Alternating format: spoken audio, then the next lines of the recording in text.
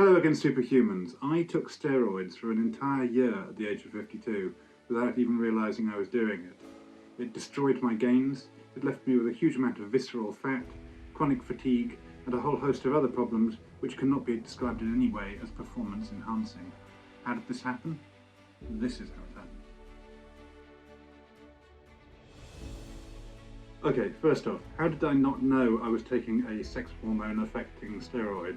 It sounds like the kind of excuse that athletes make after failing a doping test. I had no idea that stuff that my coach was injecting in my ass was a steroid, or it must have been that burrito I ate, or nobody told me that the athlete's foot cream I was using had steroids in it. Those are all real examples in actual fact.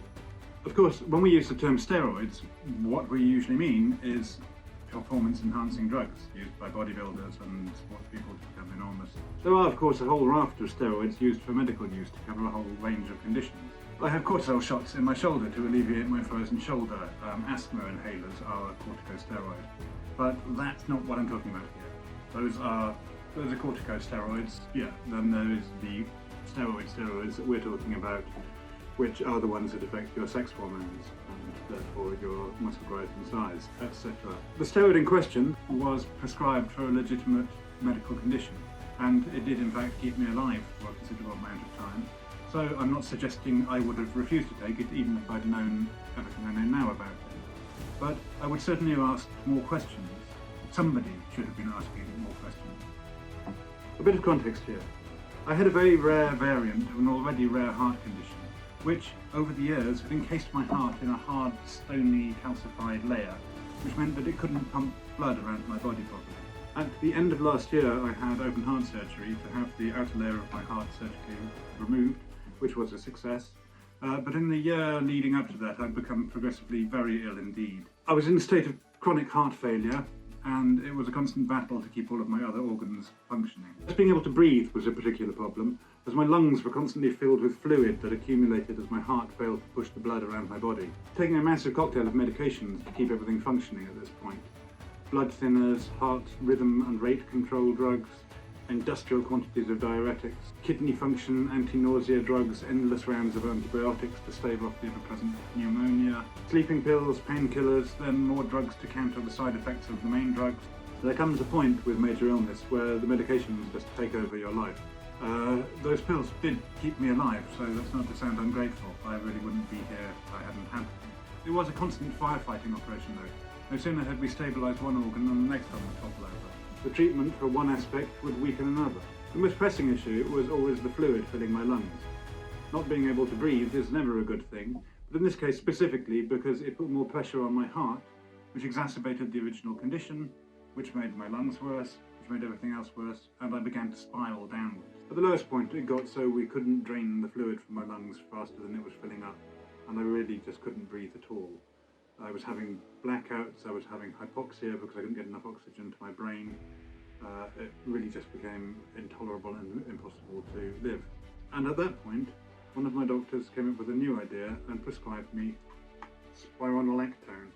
To read this from the page, Spironolactone is a drug used for treating a variety of conditions from liver disease, nephrotic syndrome, high blood pressure and heart failure, among others.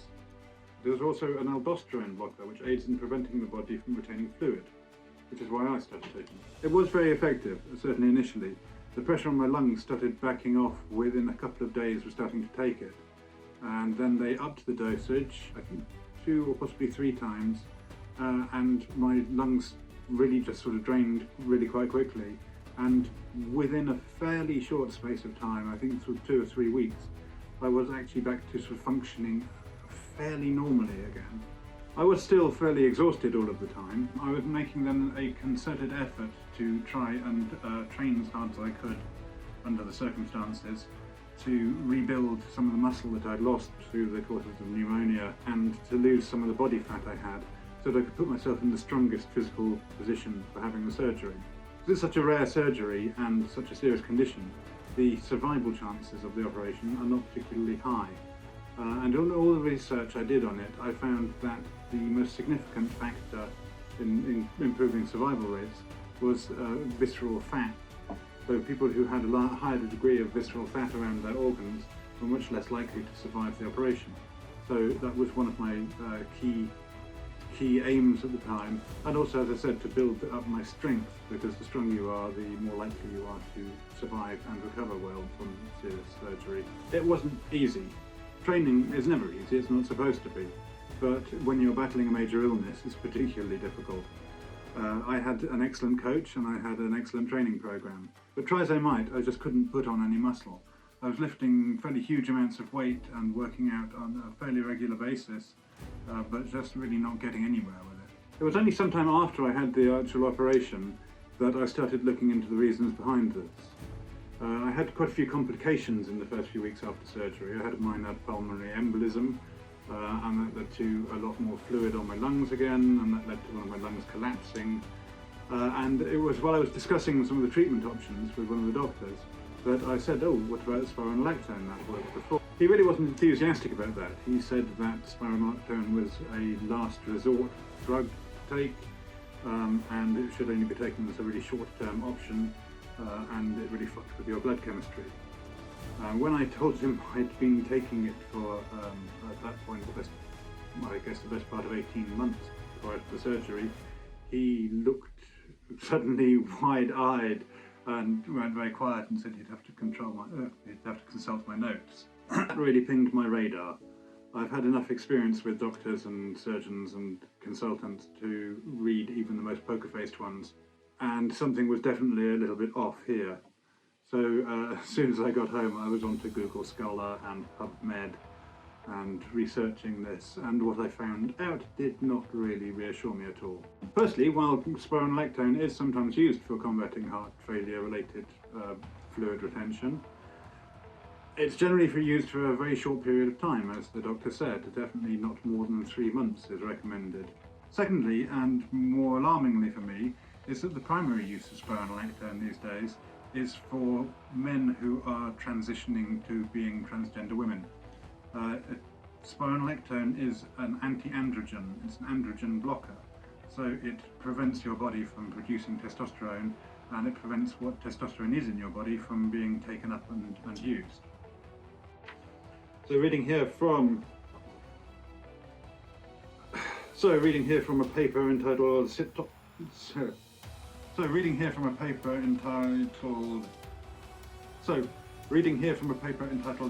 Cyproterone acetate or spironolactone in lowering testosterone concentrations for transgender individuals receiving ostradiol therapy by Angus Limax et al., University of Melbourne. Spironolactone appears to decrease testosterone by 50 to 60% within hours in healthy men. Within hours, 60% in hours. So, hormone replacement therapy has been a mainstay of transgender treatment for many years. It's designed to replicate the secondary sex characteristics of the opposite gender. Specifically with spironolactone, it's designed to make the patient grow breasts, raise their voice, stop hair growth, etc., etc. As I went further down this rabbit hole, I discovered that spironolactone is increasingly contentious among the trans community as well for its undesirable side effects. That's undesirable side effects for people for whom the primary thing is of growing breasts and becoming female is the main effect that they're wanting. Chief among these were muscle atrophy, accumulation of visceral fat around the internal organs, mood swings and depression and all of that, exhaustion, depression, erectile dysfunction. I saw this wonderful quote, "Spironolactone isn't a missile for testosterone, it's a nuke," which came as a bombshell to me.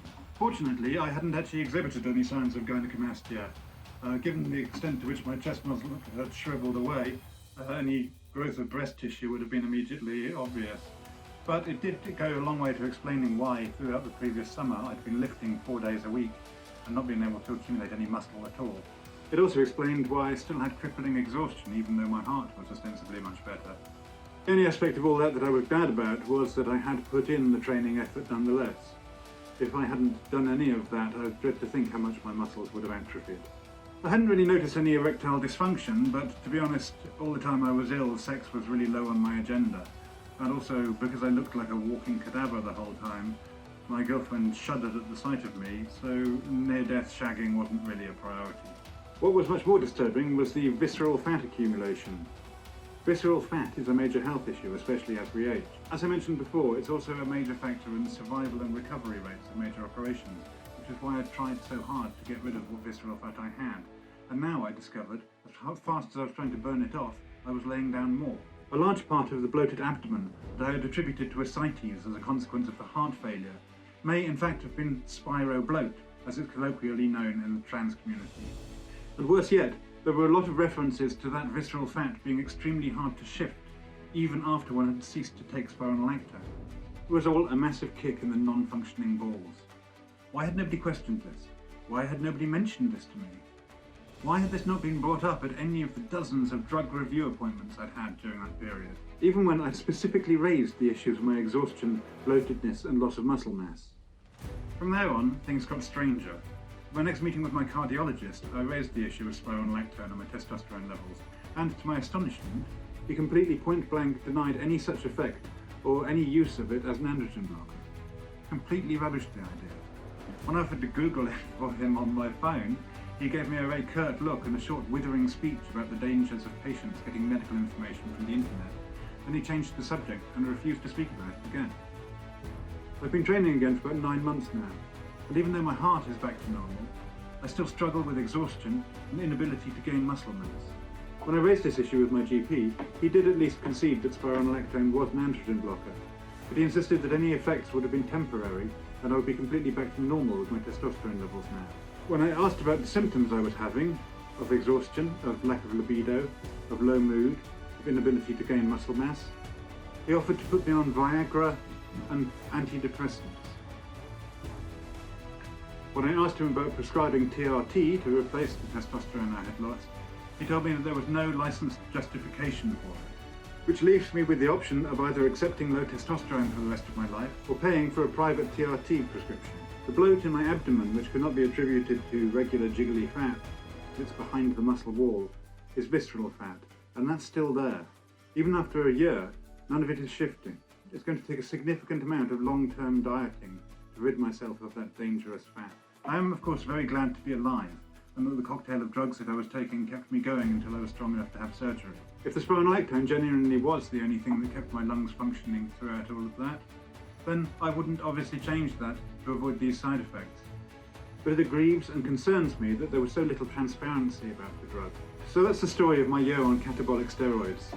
If you've enjoyed this episode, please press the like button. And if you have any comments or experiences on this matter, then please put them in the comment section below.